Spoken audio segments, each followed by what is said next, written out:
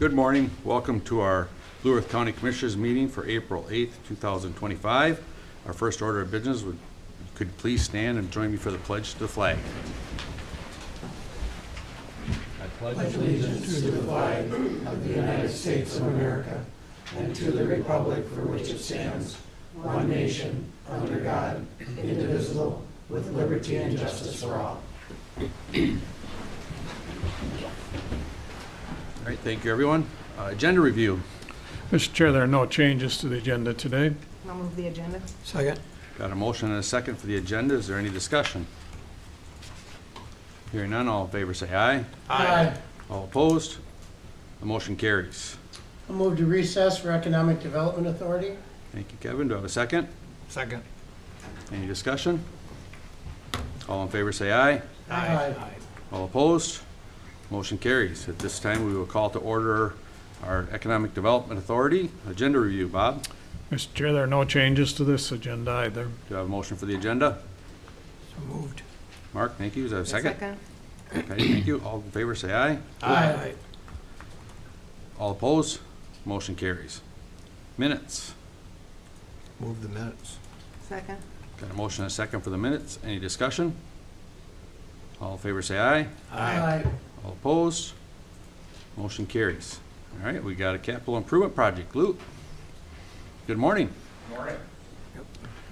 Good to see you again. Please identify yourself for the record. Morning. Luke Peterson with the City of Mankato's Facilities Department. I'm the facility supervisor. Good morning, Chair and members of the board. I'm here to present the agenda item to accept bids for the 2025 Blue Earth County Public Housing Deck Replacement Project. On Friday, March 28th, we accepted bids, and Swedberg Carpentry of Lake Crystal was apparent low bidder at $59,225 with conforming documents. This bid total does include a bid alternate to replace a deck at 409 3rd Avenue in Mapleton, Minnesota.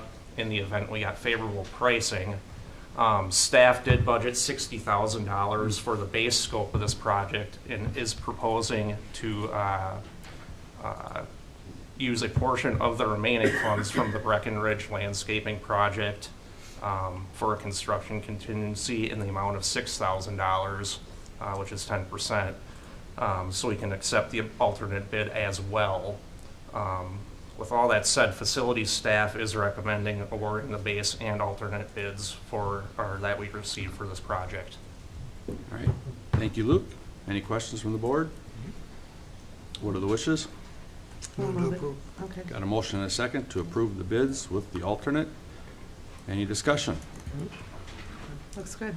Yeah, another project well done. So bids are coming in favorably for you guys. Yeah, that's good to nice. see. Yeah, it is. All right. If there's no other comments, all in favor say aye. Aye. All opposed? Motion carries. Thank you, Luke. Go Thank build you. us some decks. Great Thanks. I'll move to adjourn. Thank you, Kevin. For a second.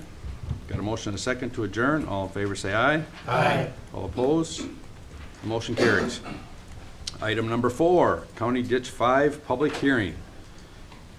Good morning, everyone. Welcome to the County Ditch 5 hearing for the proposed petition to outlet into Minnesota Statute 103E401. Agenda review. Mr. Chair, there are no changes to the agenda. Do I have a motion for the agenda? So moved. Second. Got a motion and a second for the agenda. Any discussion? All in favor say aye. Aye. All opposed? Motion carries. All right, today the purpose of today's hearing is to present the engineer's report as well as the viewer's report and to also take public comment on the proposed petition of outlet addition lands into Blue Earth County Ditch 5. The order of business for the hearing is as follows. Staff will review the jurisdictional documents. We will hear from the appointed engineer, the appointed viewer, and when we're done with all that, we will open it up for public comment. I will ask Ryan Hinneker to review the jurisdictional documents at this time. Thank you, Mr. Chair. Hearing notices were mailed out on March 25th of 2025. Notice was posted outside of this Blue Earth County Historic Courthouse. Notice was and will be published in the Mankato Free Press on March 25th, April 1st, April 8th, and April 15th. I also have a quick memo. Blue Earth County Ditch 5 watershed is approximately 10,200 acres in size, located primarily in Danville and Meadow Townships. A petition to outlet additional acres in the CD5 was received on September 27th of 2024. Drainage Authority Attorney K.L.R. Van Bruggen of Rinky Noonan reviewed the petition and supporting documents and found it to be adequate for these proceedings. On October 22nd of 2024, the Drainage Authority appointed engineer Charles J. Brando of ISG to review the petition and ordered an engineer's review report be submitted to the Drainage Authority for the proposed effects to the County Ditch 5 public drainage system. The Drainage Authority also appointed viewer Mark Behrens to prepare a viewer report with recommendations for an outlet fee and benefits for the property. Both reports have been received by Blue Earth County Drainage Management staff. On March 25th of 2025, by assigned findings and order, the County Ditch 5 Drainage Authority set a time and date for this final hearing for the proposed petition to outlet additional lands into County Ditch 5. Notice for this proceeding was not originally noticed properly under Minnesota Statute 103E401. Corrected hearing notice publication is running once a week for 3 consecutive weeks. My action requested for today's hearing, we are asking that the Drainage Authority hold the hearing today as noticed, but request the Drainage Authority continue this hearing to a date and time certain, being April 22nd of 2025 at 9 a.m. in the second floor Board of Commissioners room located at the Blue Earth County Historic Courthouse. In light of the defective publication notice and it needing to be published 1 time a week for 3 consecutive weeks, sir. All right, thank you, Ryan. Do you have a motion to accept the jurisdictional documents? So moved. Second? Got a motion and a second for the jurisdictional documents. Any discussion? Hearing none, all in favor say aye. Aye. All opposed? Motion carries. I will now ask the ISG staff to come forward and report on the engineer's report. Please identify yourself for the record. Good morning, board members. My name is Jacob Mueller. I'm with ISG. Oh, yeah. Good We morning, might have to Jake. try a different connection here.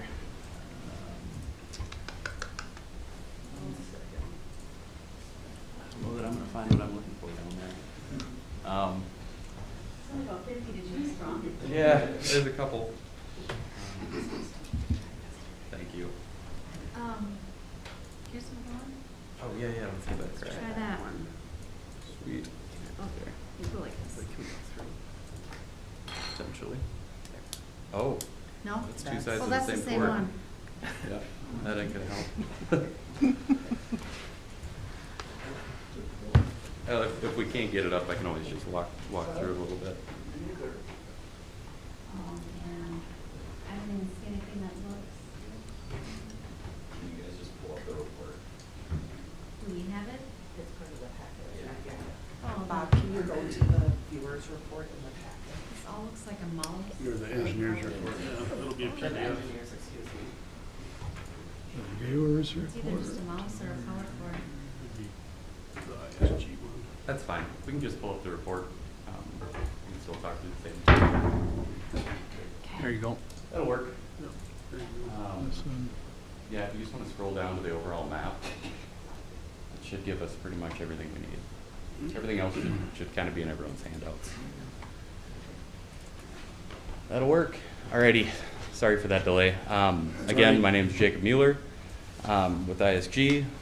Along with Chuck Brandel, we performed the hydraulic analysis for the system to determine the impacts of this additional lands to the CD5 system. A bit of background on County Ditch number 5. We're primarily within Meadow and Danville townships. The watershed itself drains a little over 10,000 acres, along with draining Blue Earth and Waseca Judicial Ditch number 3. The land use is predominantly agricultural row crop, but with a very large percentage of wetland along the public infrastructure. Oh yeah, here I can lean a little closer and talk a little louder. Thank you. Yeah, absolutely. So the existing watershed is comprised mostly of open ditch. There are a few public tile lines. Our analysis for this additional lands was predominantly for the open ditch and the areas that would be impacted by the addition. These being the culverts on the mainline open ditch downstream of the addition. So a little bit of background on the Seagar property. We're looking at the northwest quarter of Danville Township. It's kind of in the west central portion of the watershed. The immediate outlet is crossing number 8 on that overall map and in your handout. This is a culvert on the main line, crossing 613th Avenue. A bit more on the property. The legal records note that it has 161.2 acres of land. When you remove road right-of-way, that gets reduced to about 155.8 acres. As we measure, using the latest viewer's boundary, there's about 56.78 acres presently within the CD5 system. The petition notes that there's 50.5 acres. And then, so this would mean that there's about 99 acres outside of the CD5 system presently. Whereas the petition notes about 110. So small discrepancy there in comparing the petition and the updated viewers watershed boundary that we have. Another good note here is that the areas that aren't presently within the CD5 watershed have an overland flow boundary to the east. So looking at kind of the zoomed in map on your handout, you can see the areas in purple are those areas outside of the watershed, and the areas in green are the ones inside the watershed, with the red boundary being the present legal watershed boundary. You guys don't have an elevation map, but the overland flow path for these areas in purple is to the east into the Cary property, kind of on the western edge of that purple boundary there. So a significant portion of overland runoff could still, yeah, so that's not in the handout, just in the presentation. So there is an overland flow path to the west. So when we ran hydraulic calculations, you can see this in the first map of your handout. We looked at the first 8 crossings. These are the ones that would be impacted by this addition. So looking at those at the very outlet using Manning's drainage capacity, basically looking at a drainage coefficient in inches per day of what the system is capable of, and using all fully functional drainage infrastructure. There's about a 1% reduction in available capacity at the very outlet. And then at the immediate outlet, crossing number 8 or 613th Avenue, there's about a 5.5% reduction in capacity.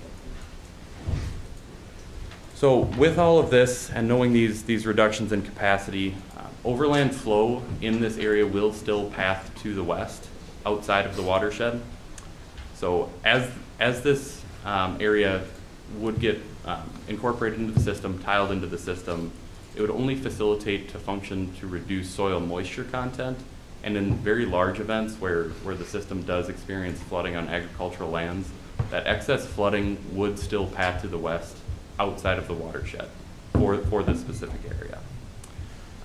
Additional to that, CD5 contains a disproportionately large amount of storage in the form of wetlands within its boundaries and along public infrastructure, making it unlikely that any slight increases in flows resultant from this would have any impact on ponding on agricultural lands or in infrastructure.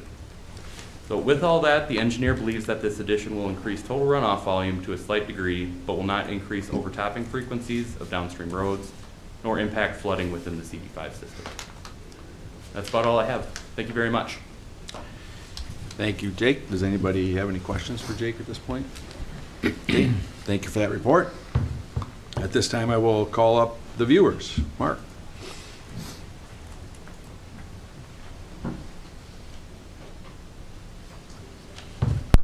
All right, good morning. I'm Mark Behrens. I'm the viewer that worked on this. I'll turn this way so I don't have my back to the public, if that's all right. I'm a member of the Minnesota Viewers Association. There's 4 or 5 trainings a year a person can go to become accredited. There's 3 or 4 different groups throughout the state that do this viewing, so whether it's our group or myself or one of the other groups in the state, the process would be similar on how they determine benefits on property. There's 5 items that are used to determine benefits on property. Obviously, how many acres you've got within the watershed, your soil type, your location rate, where your property is physically away from the county open ditch or county tile, whether or not you've got county tile on your property, and the efficiency of the system.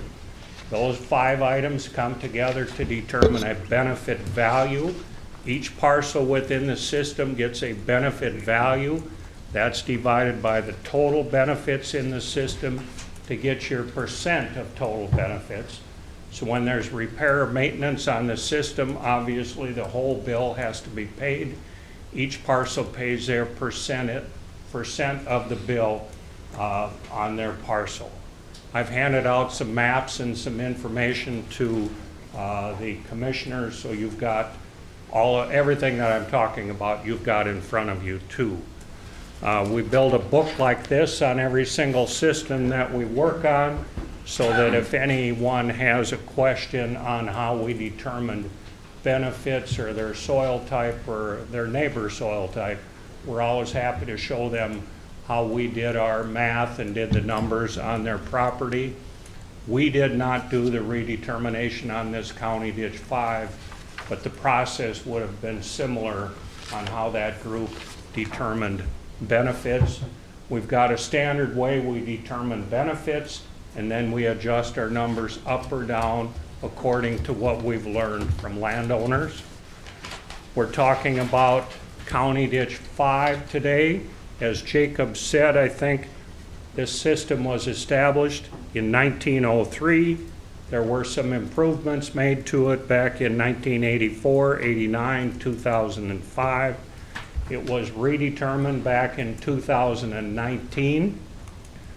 The group at that time determined there's 7,850 acres that are benefited in that system. Jacob talked about 10,000. There's another County Ditch 3 that works its way through this system. That's the discrepancy there. The viewer team in 2019 determined there were $6,348,000 worth of benefits on that system. What's happening today is a petition into the system. The engineers have determined that there's 99 acres that would be petitioning into the system. What happens there's 2 different things that happen. There's a payment of an outlet fee and then determining benefits for those 99 acres. The outlet fee, that's basically buying into this system. The landowners within that watershed, that's 7,800 acres, have paid for and maintained that system since 1903. So these 99 acres have not paid toward that since then. There's about 50 acres, there's 161 acres in the Seeger parcel. There's about 50 acres that are currently benefited and in County Ditch 5. The engineers have decided there's 99 acres, like I said, outside the watershed that would like to petition in. So those 99 acres basically have to buy into that system because the other landowners have paid for and maintained it. So the viewers, myself, look at how much money has been paid on that system. We've got information from the Drainage Department that since 2015, there's been $1,475,000 paid to maintain that system. Obviously, money before that too. So the viewers determined a fee for those 99 acres to buy into the system. I just did the math. I determined that the acres petitioning in should have a one-time outlet fee of $175 per acre. to buy into that system. So there would be the 99 acres times the 175, there's $17,325 to buy into that system. I've done a lot of these petitions. I've got 5 of them sitting on my desk in the office right now. We've had outlet fees of anywhere from $25 if they're petitioning into a system that's not much of a system, nothing's been spent on it over the years, up to $300 an acre to buy into the system. It varies. It's a judgment call by the viewer. I've determined that a fair amount here would be the $175 an acre, one-time fee. The second piece of this, those 99 acres, if this is passed, need to help pay for future repair and maintenance on this system. So the 50 acres that are currently in the system have an average benefit value of $657 an acre benefit on the 50 acres that are in the system. I've determined that those 99 acres should use that same $657 per acre benefit on those acres added to the benefits on the total system, so that that whole parcel, the Seeger parcel, would help pay going forward repair and maintenance on that system. So currently the 50 acres has $33,200 worth of benefits. The 99 acres times that 657 would add $65,000 worth of benefits. So you add them together, there would be $98,000 worth of benefits on this Seeger parcel in the County Ditch 5 system, so that all of those acres going forward would help pay for repair and maintenance on that system. Normally on a system, when you've got 2 county watersheds sitting next to each other, this 99 acres might have been in another county system, then you would reduce those benefits on that other county system. These 99 acres go to public water, so there isn't any reduction, anything we have to work with there. So a lot of numbers and a lot of information. I'm happy to answer any questions anyone might have. All right, thank you, Mark, for that report. Any questions from the board at this point? Okay, seeing none. Thank you, Jacob and Mark, for your reports. At this time, we open it up for public comment portion of the hearing. If you would like to make a comment, please come to the podium and state your name and address for the record. Comments from the public are expected to be civil and respectful. Please note this meeting is being recorded and there is a 5-minute time limit. The county administrator will give you a 1-minute warning and let you know when your use time is up. In addition, the board may restrict or limit time allotted to a person whose remarks are repetitive or not relevant to the matter under the consideration by the board. At this time, is there anyone wishing to comment on County Ditch 5? Please come to the podium, state your name and address for the record.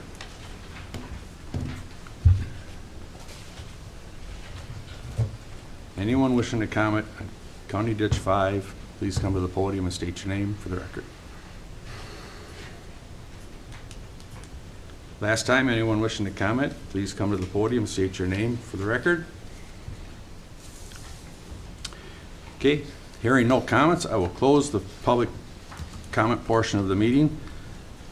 Any questions from the board at this point? None? Very good reports. So what happens now as we continue to April 22nd? Yes, so we have no public comment here, so we will just move this to the next one, and then if there's anyone that picks it up at the notice, we'll have another public hearing, and then we'll move forward with our action. Yeah, yes, Mr. Chair, it'll be a continuation of today's hearing with just the public comment portion being continued. Yep, we won't hear all the rest of it again. But there will be no new information Correct. No, sir. presented at that meeting except public, if there would be public comment. Correct. Correct. And there was no public comment today, so we don't have anything to work on for that either. But my concern is making sure, you know, I'll just ask it from the farmer perspective, do I have to come back on the 22nd when these guys are want to be planting corn No, and know what's coming on? no, you don't. The representative from ISG and Mr. Behrens will be at the 22nd meeting, but no, folks do not have to come back for a second hearing if they don't feel that there's comment to give. There's a good chance that everybody's been in, but we have to follow the Correct, the the notification. the requirements. notification process, Yep. and unfortunately, we missed that on our end. Correct. Yep. I think most of the people are aware of it. We've had some other meetings, and so, but this is, it's unfortunate, but Yep. we'll have to muddle through it. We should. Someone could show up at the next public hearing, but if it's something alarming, we would just have to deal with that at that time, so. And the possibility of continuation again, if there's new information. There could be, Yeah. if there's new information that's really relevant that we think that the rest of the public Wants to know would about. want to know. We don't have a full audience that day. I think that would be in our best interest to continue it again. Okay, that's all I asked. We will make sure we cover those bases. We'll check the group and work off of that. But yeah, we certainly will keep everybody in the loop. If something drastically changes, I would not hesitate to continue it again, so. Well, I would move then that we continue this hearing, date and time certain, April 22nd, 9:00 a.m. in this location. All right. Second the motion. Got a motion and a second to change this meeting to, or continue this meeting to April 22nd, 2025, 9 a.m. Any discussion or questions? Hearing none, all in favor say aye. Aye. All opposed? This meeting is continued. Thank you, everyone, for your time. Thank you, Chuck and Jacob, and anybody in the audience. If you do have some questions or comments on the process, feel free to reach out to the staff. All right, at this time, it looks like we got a whole lot of other drainage stuff to deal with here, too. So we'll keep you guys going. Okay. Next two items on the agenda is to appoint viewers for redeterminations of benefits. County Ditch 27 viewers. Yeah. Redetermination of benefits for County Ditch 27. The Blue Earth County Ditch 27 watershed is approximately 3,000 acres in size and located in Lincoln, Butternut Valley, Garden City, and Judson Townships. The current benefits listing was created in 1970. A redetermination of benefits is required to reflect present-day land values and establish a one-rod buffer strip. At today's meeting, the Blue Earth County Drainage Authority, we are requesting an order to appoint viewers to complete a redetermination of benefits for County Ditch 27. Do I have a motion? So moved. Second. Got a motion and a second for appointing viewers to Ditch 27. Any questions? Discussion? Hearing none, all in favor say aye. Aye. All opposed? Motion carries. The next item is regarding the redetermination of benefits for County Ditch 87. The Blue Earth County Ditch 87 watershed is approximately 200 acres in size and is located in Garden City and Judson Townships. The current benefits listing was created in 1962. A redetermination is required to reflect present-day values, land values, and establish a one-rod buffer strip. At today's meeting, the Blue Earth County Drainage Authority, we are requesting an order to appoint viewers to complete a redetermination of benefits for County Ditch 87. Do I have a motion? Got a first, got a second. Got a first and a second. Any discussion? All in favor say aye. Aye. All opposed? Motion carries for the County Ditch 87 viewers. All right, I've got item number 3 with County Ditch 56 with a petition to impound, reroute, and divert, appointment of engineer. Blue Earth County Ditch 56 watershed is approximately 9,400 acres in size and primarily located in Garden City Township. On March 11th of 2025, a petition to impound, reroute, and divert portions of County Ditch 56 was received on behalf of petitioners Blue Earth County Soil and Water Conservation District and the Liz Sant Disclaimer Trust and Michael R. Sant. This proposed petition is the direct result of being awarded Bowser grant funding for this proposed sediment retention pond in the amount of $596,075 with a 10% match in the amount of $60,000 being donated by City of Lake Crystal and local water group Crystal Waters Project.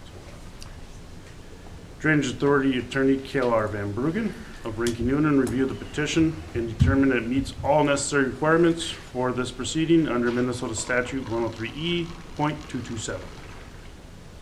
Action requested at today's meeting, we are asking the Drainage Authority to make a motion to accept the filing of the petition to impound reroute in divert portions of County Ditch 56. On behalf of Blue Earth County Soil and Water Conservation District, the Liz Sant Disclaimer Trust, and Michael R. Sant. That Charles J. Brandel of ISG be appointed as the engineer for the Drainage Authority. That Drainage Authority Legal Counsel prepare and negotiate an easement subject to final approval by the board. Also contingent on the approval of the proposed petition, that upon the filing of the engineer's advisory report and all necessary legal documents, including easements for this proceeding, that Drainage Authority staff work to set a hearing date and time and notice this hearing is required under Minnesota Statute 103E. So moved. Second. Got a motion and a second for County Ditch 56 engineer appointment. Any discussion? Hearing none, all in favor say aye. Aye. All opposed? Motion carries. All right, my final item is County Ditch 77, a petition for removal.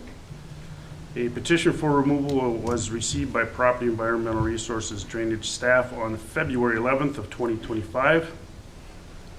Under Minnesota Statute 103E.805, the petitioner Jonathan T. Gensel is seeking for removal of properties from County Ditch 77, a public drainage system, including removal of benefits on the petitioned properties. The petition alleges that the petition acres are no longer benefited by the County Ditch 77 public drainage system. The petition states that no part of County Ditch 77 provides an outlet to the petition area, and that by removing the petition area will in no way prejudice the remaining property owners or property remaining in the County Ditch 77 public drainage system. Blue Earth County Drainage Attorney Cale R. Van Bruggen from Rinky Noonan has reviewed the proposed petition documentation and found them to be adequate for the proceedings. Attorney Van Bruggen also recommends that an engineer and a viewer be appointed to provide their respective review reports for the proposed petition for removal under Minnesota Statute 103E.805. Action requested at today's Drainage Authority meeting. We are asking the Drainage Authority to approve the draft findings in ordering the appointment of an engineer and viewer for the proposed petition for removal under Minnesota Statute 103E.805. That's all I have, Mr. Chair. Thank you, Ryan. What are the wishes of the board? Move to approve. Second. Got a motion and a second to appoint an engineer and viewers for Ditch 77. Any discussion? All in favor say aye. Aye. All opposed? Motion carries. Okay. Thank you, gentlemen. Thank you. Thank you. Thank you, Chuck and Jacob. All right, looks like we got some Justice Center roof repairs to talk about. Tim Edwards from Facilities. Good morning. Good morning.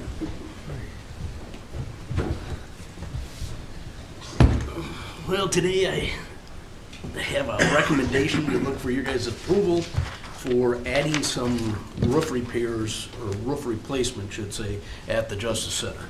As you know, end of February here, we had some roof damage at the Justice Center with some strong winds. Insurance is covering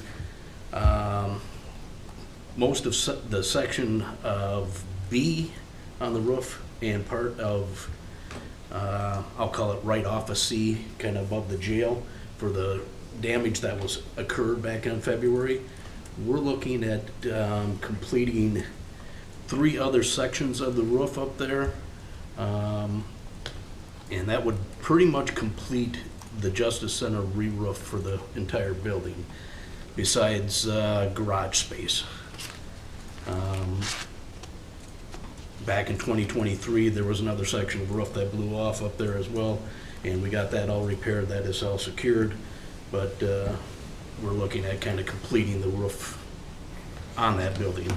I had like 1.5 mil in the budget for 2026, and so without that being in the budget as well, I'm here today to try and see if we can move forward with this earlier.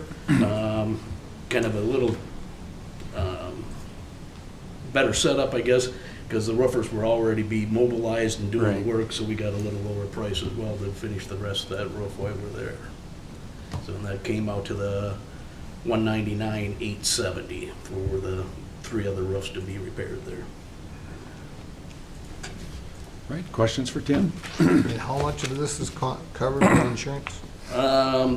There's it's like a little over 1.1 million that's covered for the rest of the roof that. That the insurance covered? That's insured, was covered. So this 199 is not covered? Correct. I'll move approval. Second.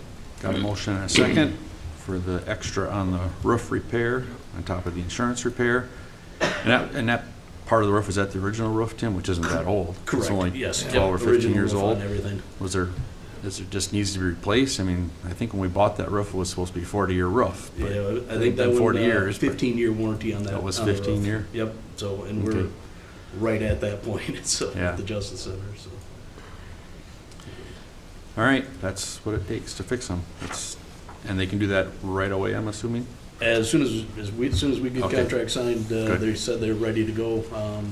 They do have one other big roof project, which is the Walmart distribution that they're doing, but Okay. they said they can hit This ours first. before Walmart's ready, so. All right. Great. Okay, I got a motion and a second for the extra cost on the roof repairs on the Justice Center. Is there any other discussion? Hearing none, all in favor say aye. Aye. All opposed? Motion carries. Thank you, Tim. All right. Appreciate it. Appreciate it. All right, move on to item number 7. Looks like we got a contract for some cloud mitigation with Miss Carrie Harvey from IT. Hi, good morning. Morning, Chair, Commissioners.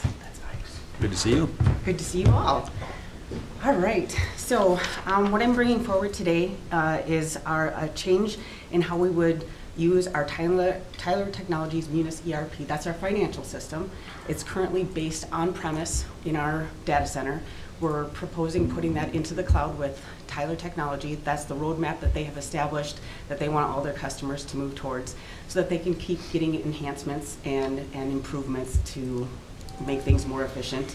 And if you stay on-prem, you're only going to get the break fixes. They're not going to do any of the enhancements anymore for that on-prem site. So this system, what I'm recommending is that we move towards the cloud. We have this in the budget this year, and we did plan to do it as a 2025 project, and it is about $120,000 over what we currently pay. So, I mean, it is a significant investment, but we know that there will be a lot of enhancements that will come with it, especially around human services, HR, and finance. All right, you've heard the request. I'll move approval. Second. Got a motion and a second to approve the contract. It's $120 per year, an ongoing cost. 120, yes, ongoing, Yep. correct. Yeah, it took my breath away when I read it. I know. It's expensive technology. Yeah, it is. So you have everything on premises now? Yes, that is Okay. correct. Yep. And this goes to the cloud, is there a backup for it then, or in the They cloud? have redundancies in the cloud. In the Yes. cloud? Yep, But it's all in the cloud? correct, So sir. there's nothing, Yes. if the cloud goes, I'm getting way past my expertise. Forget it. They have redundant data centers in different areas of the country, so Okay. if one side goes down, they're able to spin it up on the other side. Spin it up, all right. Yep. I like it being on our own premises, but that's just me. All right. Any other discussion? Okay, I got a motion and a second. All in favor, say aye. Aye. All opposed? The motion carries. Thank you, Carrie. Thank you. Appreciate it. All right, we'll move down to Mr. Ryan Dilges with Public Works. Item number 8. Good morning, Ryan. Commissioners. Looks like you're gonna get your fill of us today, aren't you? You'll be sick of me before it's all said and done. You might have been before it even started. I was thinking it was the other way around, but if that's the road you want to take. All right, our first action item today is consideration of MnDOT agreement number 1057129 for state aid project 007614017 for local bridge replacement program grant funding. This agreement provides $100,194.50 of local bridge replacement program funds funding to match $170,199.50 of local funds for replacement of this box culvert bridge at CASA 14. I recommend approval of the local bridge replacement program grant agreement. I'll move it. Second. Got a motion and a second for the grant agreement. Any discussion? Hearing none, all in favor say aye. Aye. All opposed? Motion carries. All right, action item number 2 is consideration of the resolution included in the grant agreement for said grant agreement number 1057129. Again, these redundant resolutions are required by MnDOT agreement standards. I'd recommend approval of said resolution. So moved. Second. Got a motion and a second for the following resolution. Any discussion?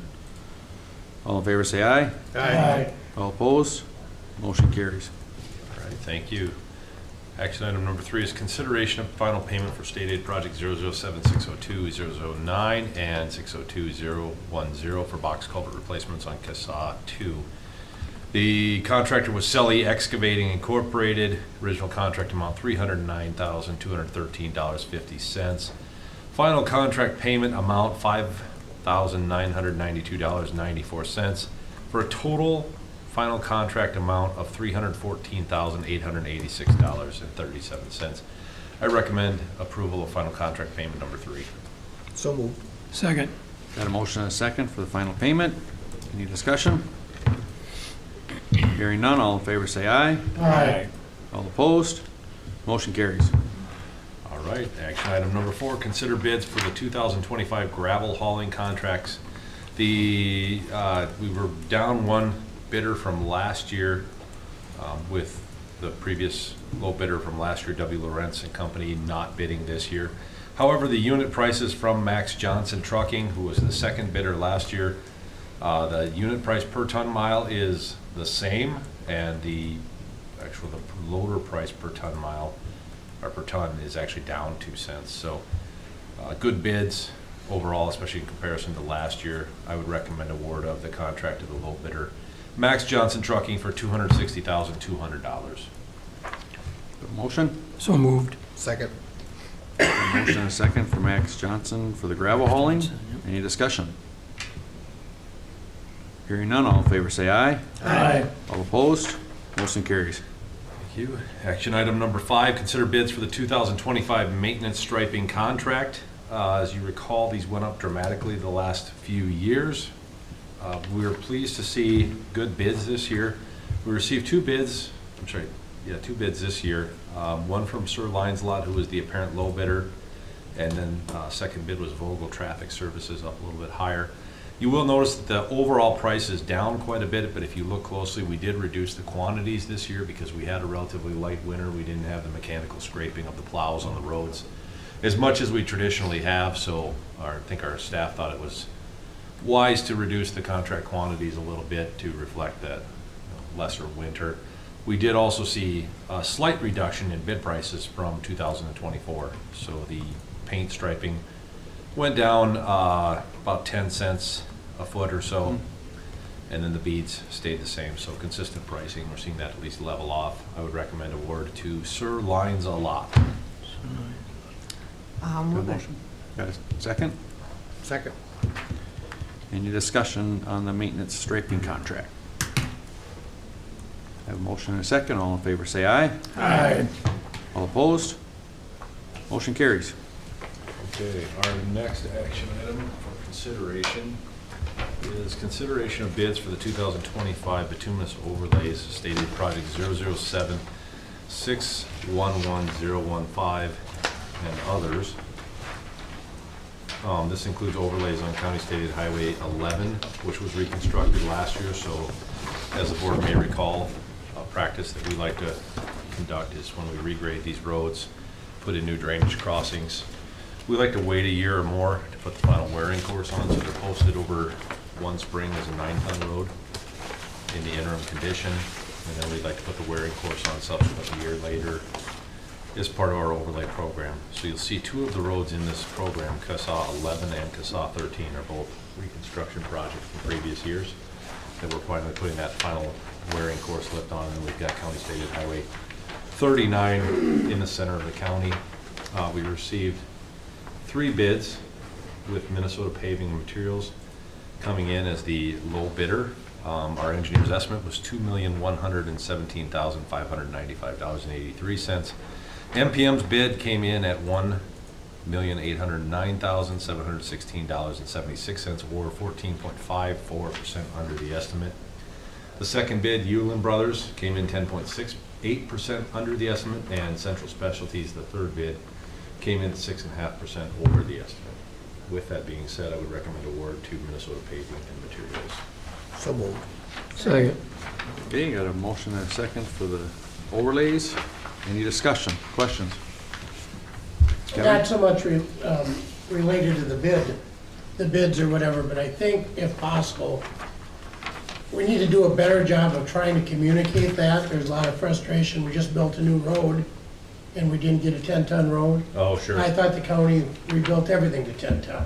Gotcha. You know, just, but I don't know how we do it, if we do it as road postings go on or incorporate it some way, but there were, you know, I got a lot of questions on, really, we just built a new road and it's still posted. Yeah, and we try to cover that at the open house meeting, but I'm sure just that the amount of time that lapses from having that to project completion, people may forget if they were there to listen to that conversation, but I think we could. It doesn't matter till they see the flags. Yeah, maybe that'd be a good communicator item or something like that in the future for us to just put in of which roads and why they're in the interim 9 tons, or perhaps even a mailing to residents on the project. Thank you for that. Good clarification. Any other discussion on the overlays? Hearing none, I have a motion and a second. All in favor say aye. Aye. All opposed? Motion carries. Action item number 7, consideration of bids for County Road 156 bridge replacement. This is a dual box culvert bridge. And with that being said, the engineer's estimate was $729,881.75. Minowa Construction was the low bidder on the project at $517,183, 29.14%. R&E Enterprises was 25% under the estimate. Midwest Contracting 24.19 under. Icon LLC 23.45. Newman Excavating 20.98 under the estimate. Under the estimate, and then Landwehr Construction was 4.52% under the estimate. So really good bids. I think we're starting to see box culvert prices coming back down to earth now that we've got this manufacturing issue sorted out. I think the industry has responded. There's another new manufacturing facility online, so that's helped supply meet demand considerably better. With that being said, we also try to offer flexibility in our bids for these box culvert projects so that the contractor has a long window to come in. When they get there, they've got a couple of weeks to get it done, but they've got flexibility within their schedule. With that being said, I would recommend award to Minowa Construction Incorporated. So moved. Got a motion? Do I have a second? Second. Motion and a second on the 156 bridge replacement. Any discussion? Hearing none, all in favor say aye. Aye. All opposed? Motion carries. Thank you. Move on into information items. Please interject any questions as they come up. County Stated Highway 29 bridge replacement project. The road was closed to traffic March 17th. The old bridge has been removed. Pile for the abutments have been driven. And Minowa, as the contractor, is placing steel and forming the bridge abutments in preparation to pour concrete on those this week. And then I think by next week, they'll actually have bridge beams set on top of those bridge abutments. So moving right along. CASA 9 bridge removal, the contractor is still working on demolishing the piers and removing the pier piling, so they've effectively still got the outer piers and abutments to address. So slow going there. CASA 5 from Riverfront Drive to Summit Avenue. The project is under design. 60% plan comments were provided to Bolton and Mink. Utility relocation coordination is beginning, just meeting with the utilities to where's your stuff at, where's it going to go, start preparing your crews and getting materials available for it. We're still waiting for final direction from the city on their utilities with respect. It doesn't look like they're going to do the excessively deep sewer trunk main, and they're looking at more cost-effective solutions. So we're looking for a final direction from the city again because it is their utilities. Bolton and Mink is working on developing the 90% plans for the county review. In addition to that, I know a few months ago we talked about the concrete pavement rehabilitation segment at the Highway 14 interchange and pumping the brakes on that as part of this project in consideration of a roundabout interchange. So we still have that on our radar and acknowledge we do need to get an open house meeting scheduled for that where we could issue notices and invite the public to comment on it. And then obviously that would have to go into our future capital improvement plan. But with that being said, I think we're hoping to just push that down the line a little bit into probably early summer where our staff have a little bit more availability. Right now is really our push to get all these projects out the door. So we're looking at doing that likely maybe June or so, if that works for the board. All right. County State Highway 15 and 28 in St. Clair, the plans are completed and are being submitted to MnDOT for approval this week. We will plan to open bids on May 14th for county board consideration on May 27th. CSAH 10 from the West County line to CSAH 20 has been advertised for bids opening on April 30th for board consideration on May 6th. CSAH 40 slope repair project documents have been submitted to MnDOT state aid. That is a federal aid project. We got about $320,000 of federal dollars for river stabilization type of work. And with that being said, we need full approval of those documents because of the federal funding. We still need to provide them with a full right-of-way certificate, again, to meet the federal requirements, but the landowner's been very cooperative there, understanding the project need. We'll advertise for bids once MnDOT approves the project and anticipate construction in the fall. 10 from Vernon Center to 1 mile east, including the bridge replacement. Design is being coordinated between MnDOT Bridge Office and WIDSET. Relatively quiet on that one. I know they're working behind the scenes on the road and bridge plans. County Road 184. Timeline, expected timeline? Well, so that one's in CIP for 2026. And I was just looking at the budget for that yesterday. We did not anticipate getting local bridge dollars to replace it. Kind of into anticipation of what we're seeing now of not having anything, and the bonding is not looking very optimistic for bridge replacement funds this year based on a lot of the meetings I've been in. So if we want to get the bridge done, get it in line for bonding dollars. If they become available, great. If not, I think we could use a combination of our county state aid highway dollars and our local option sales tax to keep that project moving forward. To stay on the 26. Again, yep, to try to stay on 2026 reconstruction. Yep. 184 box culvert replacement. We've removed the trees on that to meet the northern long-eared bat requirements. Contractor's not provided start date yet. We anticipate that'll begin likely in May. Again, not a big rush, couple week project to get it in and out. County Road 139 bridge replacement has been advertised for April 30th bid opening, board consideration May 6th.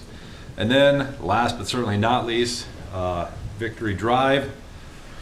No official start date has been determined yet. However, the contractor would like to start the project a few weeks prior to the May 19th contract start date with the county's approval. I think we're so inclined to let them start early and hope that they get done on time. So with that being said, we would anticipate likely early May. We just haven't seen a final date from them yet. We'll be having a pre-construction meeting soon. Did I miss something on 13? Or I'm sorry, yeah, I had that included. It was carried over from the previous one. okay. I don't have All any right. updates on CSAH 13. I apologize for that.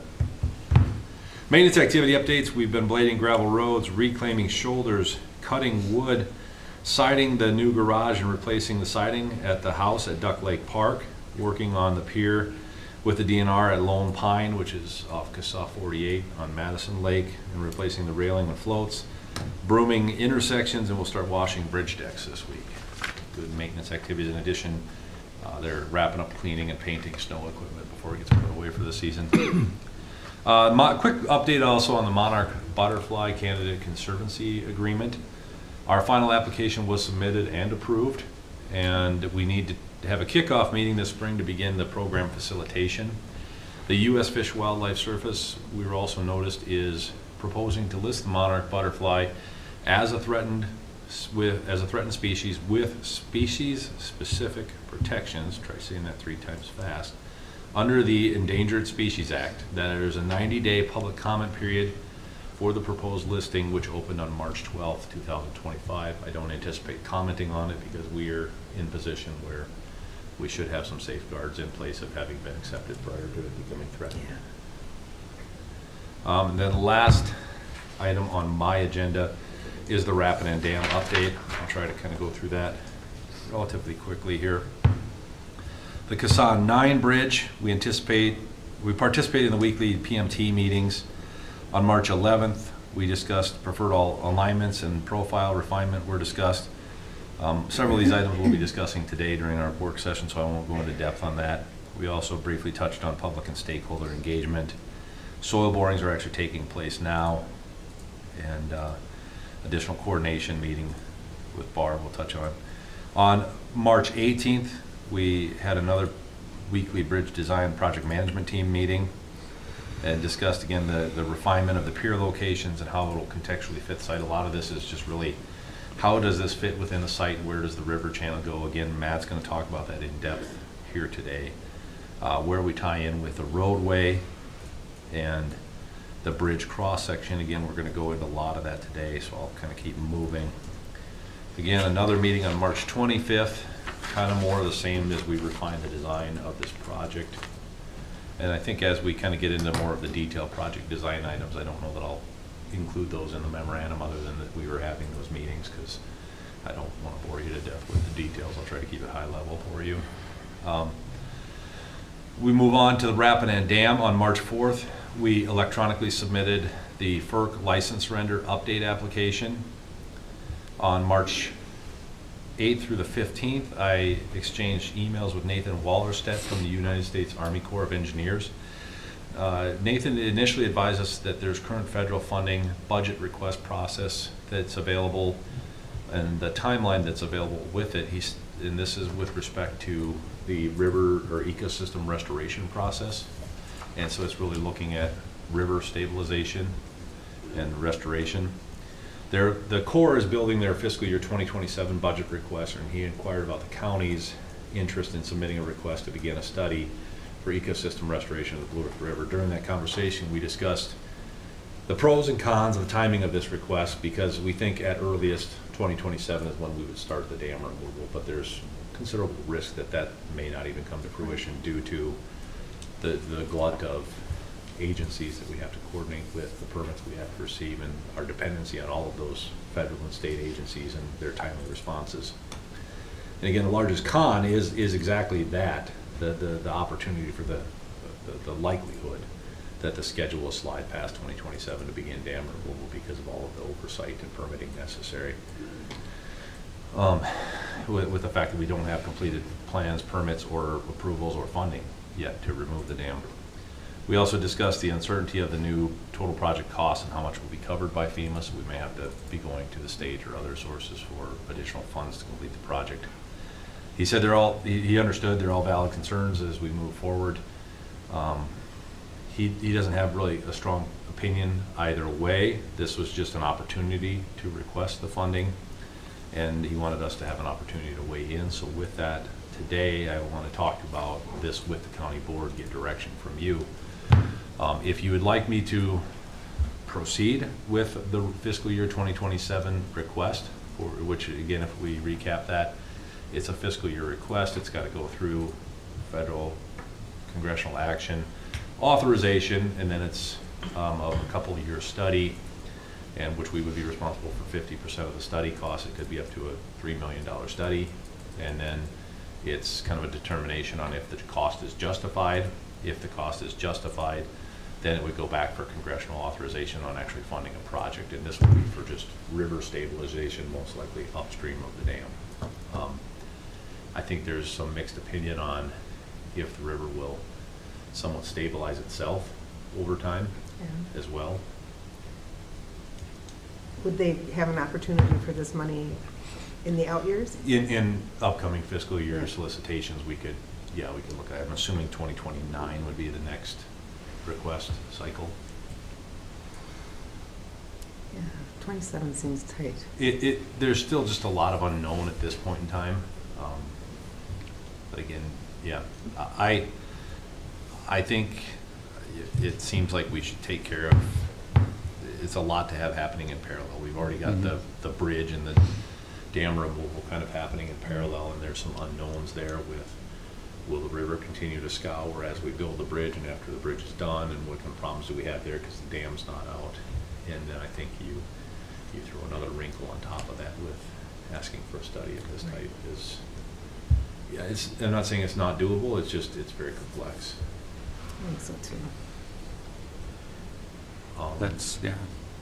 And the question comes to it at some point, also I think for consideration is this a larger magnitude issue where perhaps the state or others are involved with, you know, the ecosystem restoration, and who's driving that campaign from the region or from the state of Minnesota? Sure.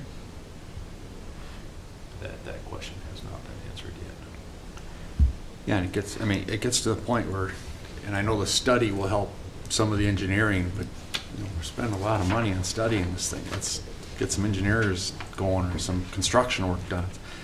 It's like all the other river stuff. We spend all this money studying it. Let's get something done. I mean, how long are we going to study it? We know the dam's got to go. Yep. Get some contractors out there and start stabilizing the banks and building a river bank. I mean, yeah, I wish we were at that point. I wish removal of the dam, you know, if we were with the FERC license still in place, obviously. It's just amazing it's just taking so long. With the FEMA money, it bogs everything down, and we've got to get all of those environmental approvals and processes done. So all that process is still going on? That's still moving forward. The dam removal process and with BAR and others, they're working on that as we speak. This is more likely the upstream river, okay, you know, watershed, the floodplain, the upstream 3.5-4 mile river. As part of the dam removal project, we'll have to do some river stabilization effectively from the bridge kind of through the project limits through the county park. Yep. Yeah, it sort of seems like a tight timeline. I would imagine it'll take plenty of staff time on your end too to try to deal with this. And the chances of getting it is probably. It's hard to say. I don't have any experience with this. Yeah. And we haven't got the greatest track record with some federal funding anyways. It seems to be a lot more tails with it than what we think at the front end. So if you're recommending we wait, I would support that. And if you're not recommending that, I think we should wait. But yeah, my inclination would be to say that I think it's more prudent to see how some of these other things pan out first. I agree. Okay. So I'll respond to Nathan that the board would prefer we look at it again in an upcoming fiscal year. Is that okay with the rest of the board? I mean, I just think this, it's just so much going on with it. And just one more thing I'll get frustrated about, that we ain't getting enough stuff done, so let's stick with the ones we got. Let's just stick with the ones we got. Yeah. It's just really refreshing to be able to build roads and bridges again. I can actually see something get done, and our staff are doing what they're built to do and what they're trained to do, and it's good to see that. March 10th, we had another biweekly FEMA call, discussed the bridge kind of interim condition that I talked about, with the potential that the river's still got to run around that corner and bank around and run around the dam, and that there is some risk associated with that of scour with any major flood events. We're going to try to design the bridge accordingly with that interim condition in mind. FEMA's still working on the DDD, the detailed damage description, which is kind of the quantities. And they still don't have an answer about clarifying how a potential hazard mitigation project for the Hruska property would affect the PA funding. From March 4th to 17th, we were in communications with a representative of the landowner west of the dam, obtaining permission to cross the property and obtain a soil boring on their property and in the park for the dam design. We did finally get that, and actually that work should begin finally here today. So they'll have to cross that field with a soil boring truck and some pickups carrying water and things like that. So we may have to work with them if there are any damages to the field. March 13th, bi-weekly meeting with BAR. They're nearly completing the river channel two-dimensional model. This is a very complex model, and they're running into river velocities kind of through the new river section are gonna be faster than they would like to see, which means there's higher risk of damage. So they're evaluating a lot of different options of how to do it right so we don't have problems down the road. And with that being said, that's why we're seeing a delay in some of the things we've asked for. They've been focusing on providing information to TKDA for the river channel and pier design. They're coordinating the soil borings. Again, those are happening, have happened last week and are continuing this week. I did ask them per our discussion to expedite the high-level cost estimate, which they did say they anticipate we'll be seeing that in June. They've got to get that river modeling done and to be able to put together. Otherwise, it's just kind of what I would term a swag estimate, and I don't know that we want to publicly air swag estimates. And if you want to ask me what a swag estimate is, I'll tell you when we're not on camera. But I think most of you know. Again, March 24th, another bi-weekly check-in with FEMA. We have completed the campground DDD and the Glory Lane DDD. The dam one is still underway, and the park one is nearly complete. It was subsequently completed. FEMA staff have been attending FERC license surrender coordination meetings. We also discussed the potential of the acquisition of the Haruska parcel where the home was and how that would work in coordination between the Hazard Mitigation Grant Program and the FEMA Public Assistance Program. And asking questions, we want to make sure that we're not going to prohibit or inhibit ourselves by using the hazard mitigation grant and ending up owning the property, and then that somehow placing limitations on what we can do with public assistance. On March 24th, we also had a meeting with Bolton Mink, who is a sub-consultant to BAR, to discuss the dam and the website and the future content. March 26th, another bi-weekly call with BAR Engineering. Again, the hydraulic modeling is moving well. They're beginning to work on the EAW document. Soil boring work is beginning for BAR, and then they understand that the county is looking for that high-level cost estimate. It'll be done in June, hopefully. That's a high-level summary of so many conversations we've been having on that. Happy to answer any questions that the board may have. Any Happy questions when for it's Ryan? done. Thanks to Hope I'm still on the board. Yeah, right? All right, Ryan, we'll see you in a few minutes for our Thank you. work session, and then Thanks, tonight at the public open house, I would Yes, imagine. yes, good point. If anybody else is interested, I know Commissioner Brunder will be there. Oh, But Eagle Lake. the public open house meeting for the Eagle Lake corridor study that we're going to be reviewing during the work session is tonight from 5 to 7. I think it's at the Legion. Legion 5:30 presentation. Presentation. Yeah, Andy's going to give a presentation. Thank you, Ryan. Thank you. Thanks, Ryan. All right, we'll move down to county attorney. Megan, reports in the packet. Did you have anything to add? I don't have anything to add. As always, if there's any questions, please let me know and I can get those answered. Thank you. Thank you very much. Thank you. All right, looks like we're at administration. Well, Mr. Chair and Commissioners, the first item is the county board minutes for March 25th. So moved. Second. Got a motion and a second for the county board minutes. Any discussion? Hearing none, all in favor say aye. Aye. All opposed? Motion carries. Next are the bills for the 2 weeks indicated. Move the bills. Have a second? Second. Got a motion and a second to pay the bills. Any discussion? Hearing none, all in favor say aye. Aye. All opposed? Motion carries. Mr. Chair and Commissioners, tab 13 in your packet is the Human Resources Department agenda. I have one action item for the board's consideration today, and that is authorization for the chair and county administrator to sign an agreement with the AFSCME group that represents our assistant county attorneys. We have reached a tentative agreement with this bargaining group for a 3-year agreement covering the years 2025 through 2027. Some of the major changes to the contract really involve adding paid family medical leave, cost sharing starting in 2026 based on the new state law there, sharing that at a 50-50 level. We also did negotiate with this group a cost share for our family high deductible health plan at a 85% employer share and 15% employee share. That's a slight change from what it had been previously, but not a significant change there in the cost shares. We did add employer-paid dental insurance to this plan for single coverage for our employees.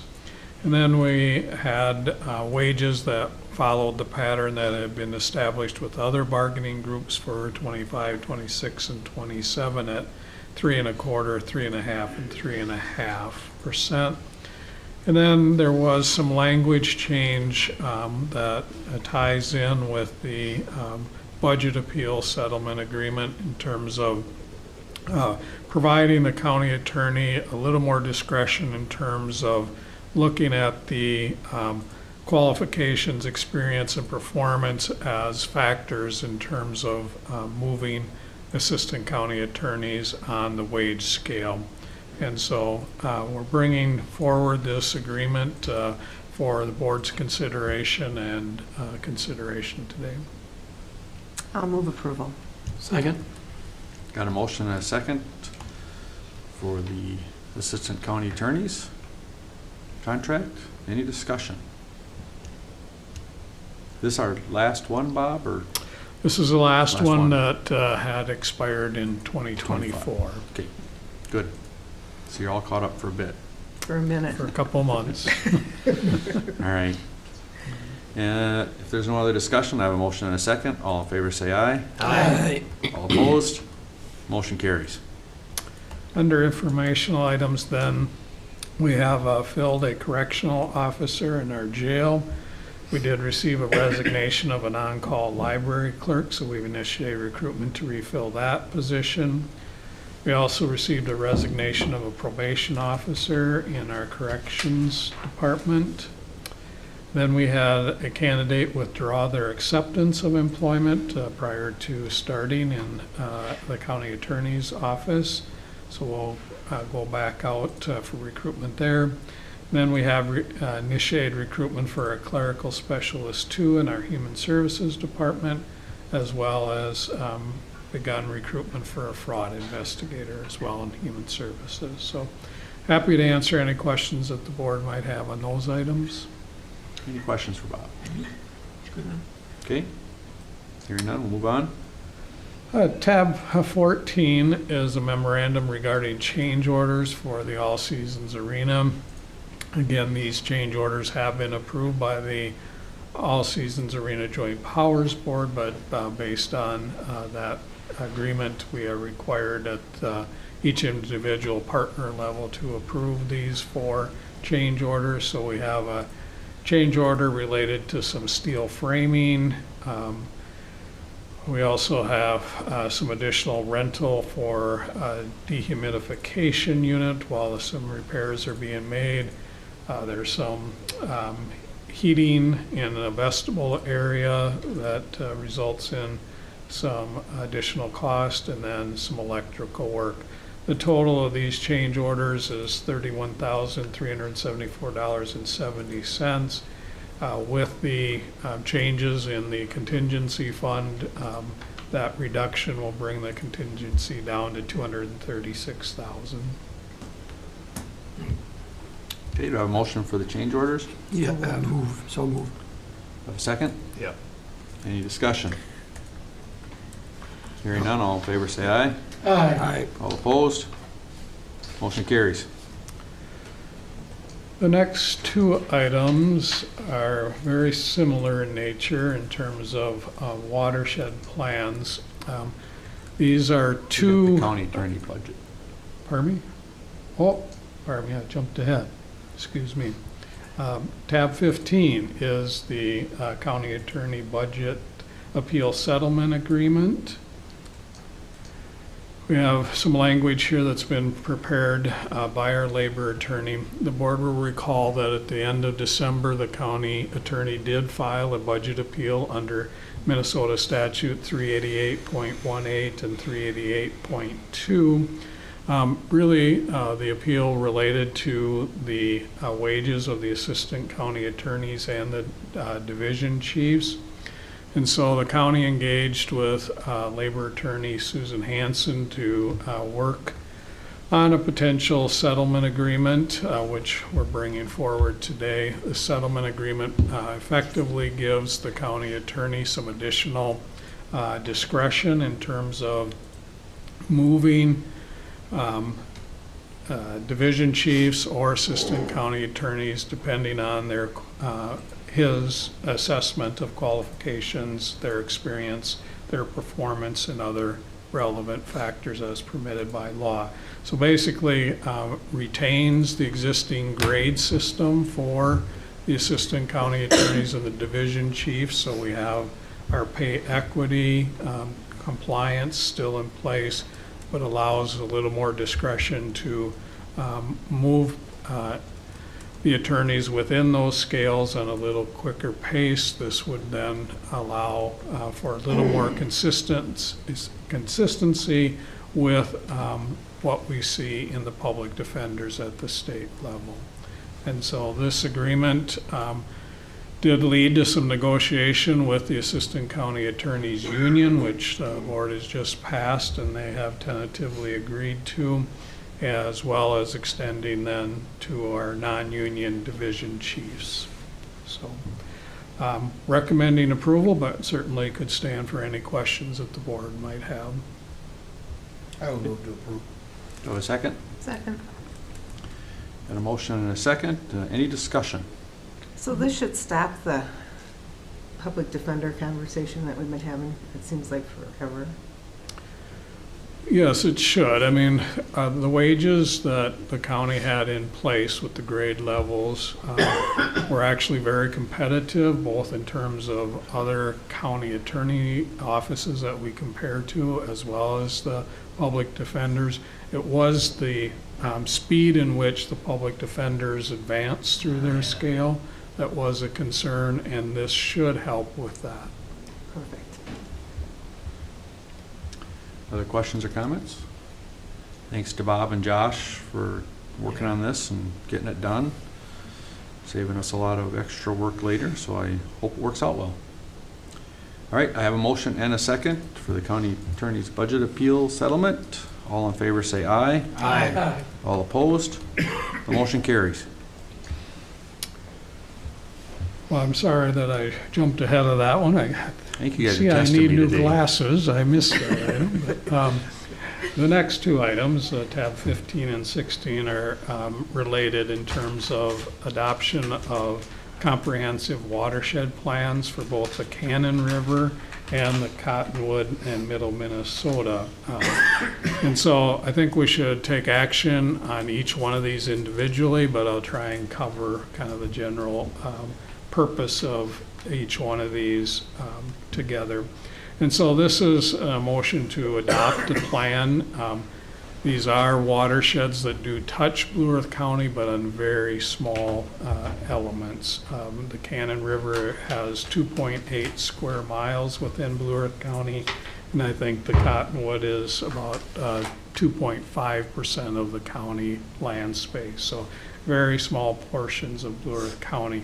But in order for the county to continue to receive grant dollars for all of our watershed plans, we have to have watershed plans that cover the full county.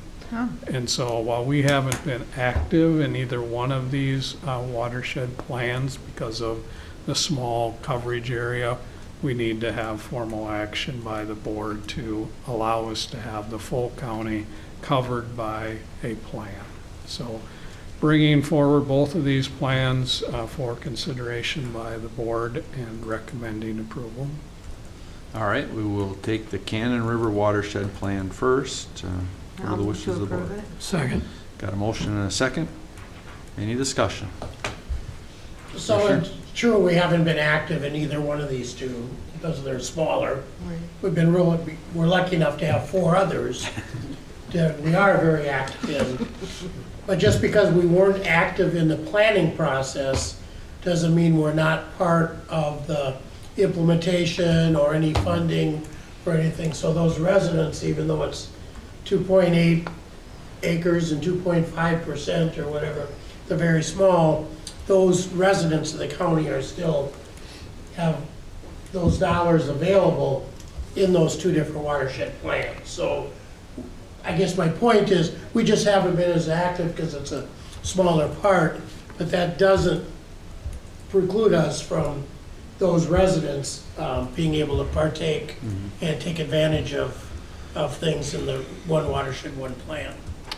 Mr. Chair and Commissioner, you're absolutely right. We'll continue to monitor those larger plans, the watershed plans, and certainly provide feedback where it's appropriate. So there will still be representation from Blue Earth County on those planning efforts.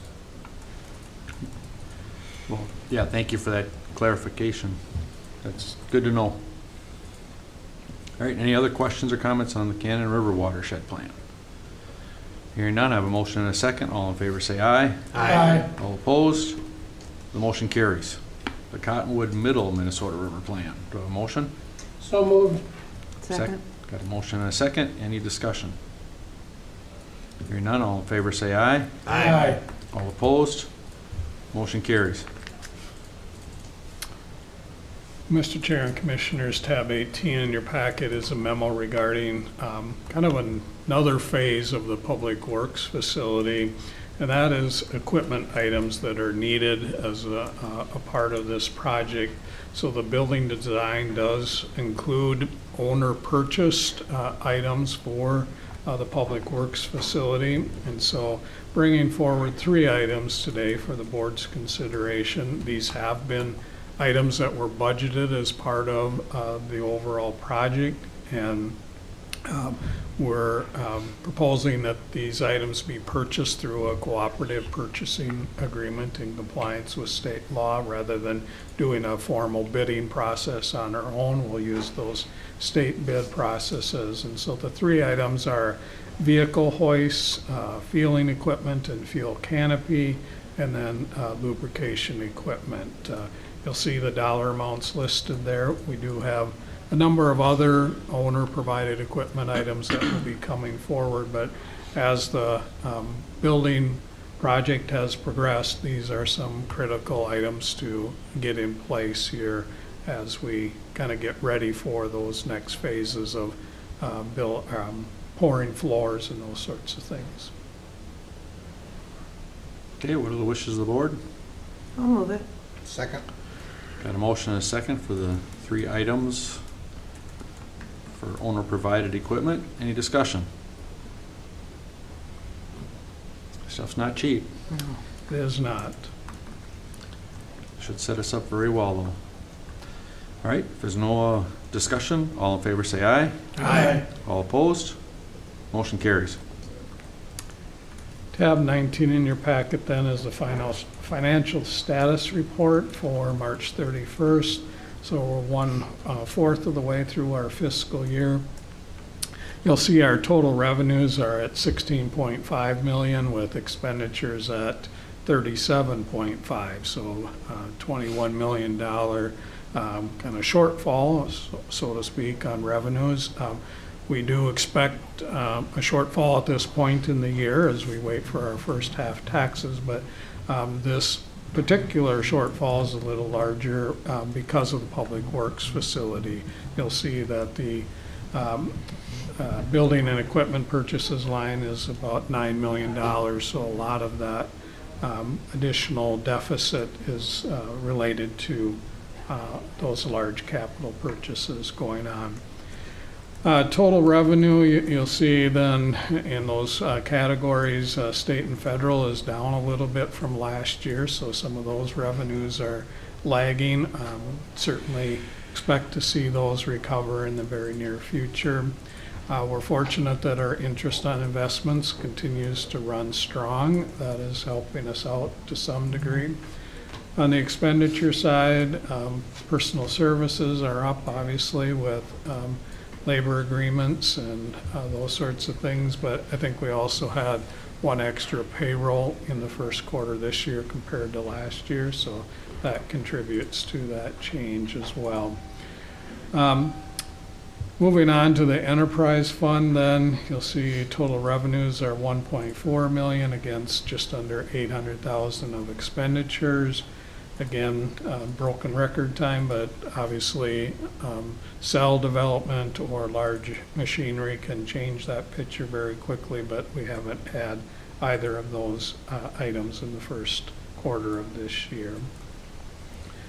The second page shows our cash and investment balances. You'll see at the top our total available funds are 68.5 million against a target of 74.4 million, so slightly under that target. Towards the bottom, you see a line titled Total County Funds. We're at just under 119 million, down some from prior years, but again, that's reflective of that deficit that we're experiencing at this point in the year. Also, maybe just point out a couple items. Towards the top, under the dedicated funds category, you see the library is in a negative status. That again, because of the library being so dependent on local levy, we don't have enough of a cash balance in that account until we get those first half taxes. But also maybe draw your attention to the very top, the Human Services and Public Works Department. Both fund balances are quite a bit lower than they've been in prior years, and so there are some headwinds, I guess I would describe them as we go. We know through prior discussions, especially on the Human Services Department, that we have some challenges within that budget that are starting to show up. Still obviously positive, but the trend line is in a direction that we just want to pay attention to. So happy to answer any questions the board might have on the financial status report. Any questions? Okay. According to my agenda, that brings us to the end of our business. Anything else to bring forward? Okay. Hearing none, we'll move down to committee reports from the commissioners. I'll start with you today, Patty. Thanks. March 26th, I attended the community ed meeting. March 31st, I had a TDS meeting and my NACO FIGA committee meeting. And on April 2nd, the department head meeting, and that's my 2 weeks. Pretty quiet. All right. Thank you. Vance. On March 26th through the 28th, I attended the AMC Leadership Summit. And on the 31st, I met with Commissioner Jamie Blees in reference to some MRCI issues. On the 1st of April, I had a NACO membership meeting. On the 2nd, I attended the department head meeting. On the 3rd, I had a Towards Zero Death steering committee meeting, and then I attended the Mankato Police Explorers pasta feed that evening. On the 4th, I had a Transportation Alliance Communications subcommittee meeting. Yesterday, I had an MRCI board meeting, and that's the end of my report. Thank you, Vance. Mark? Okay, mine, I just had March 27th had a Partners for Housing board meeting, and just then had April 2nd had a department heads meeting. That's all I had, weeks. That's all I had, Mark? Yep. All right, thank you. Kevin? Since our March 25th board meeting that afternoon at a JD9 hearing that I attended, I also attended the AMC Leadership Conference. April 1st, I attended the Highway 60 open house in Lake Crystal at the council chambers with not only the contractor, DOT, Ryan, and our staff was there. It's interesting, you know, this is the 8th public engagement of that process where they've figured out what's going on, but nothing brings people out better than once you start putting up orange signs that talks about detour next week and things like that. Then you have a lot of questions. So there was a time at that come and go open house, I don't think you could have put 5 more people in the council chambers. So, but a lot of good questions. Appreciated our public works staff there to kind of give our perspective as well. April 2nd was department head meeting I attended the April 5th Benco annual meeting, and yesterday was our Blue Earth One Watershed One Plan Policy Committee meeting. That completes my report. All right, thank you, Kevin. Other than the meetings that have already been mentioned, I did have a couple ditch meetings, one joint ditch and then a landowner meeting on a small project that I have going on in my district. Had the Blue Earth County ECB board meeting, which was very well attended, but things are just going on as normal there. We're struggling with the SECB and trying to get some sort of alignment with them and get our funding, and we have put the rest of that committee on notice that we will not be doing the fiscal agent for them anymore. So they're trying to find either another volunteer from one of the other counties or some other way to handle that, which the discussion was there's no grants coming down, nothing to really manage this time, so why we even worried about it. But a lot of discussion there. Had EMS that afternoon, things are going well there. A lot of things going on with the seat belt safety and the child safety seats. A lot of programs installing seats and getting them out in the public. And planning and zoning. Had several items on the agenda. Nobody testified at all, so they'll be coming here at the next meeting. Pretty straightforward. A couple really good projects. Had my emergency communication legislative meeting. Not a whole lot going on there, still just trying to work through the legislative process, but as we all know, there ain't much going on there. Also was able to get down to the Benco Electric annual meeting for the actual meeting and visit with a few people, and that brings me to today. So that's the end of my report. Anything else to bring before this board? Move to adjourn. All right, I have a motion to adjourn. I have a second. Any discussion? All in favor say aye. Aye. All opposed? We are adjourned. Board meeting work session will start at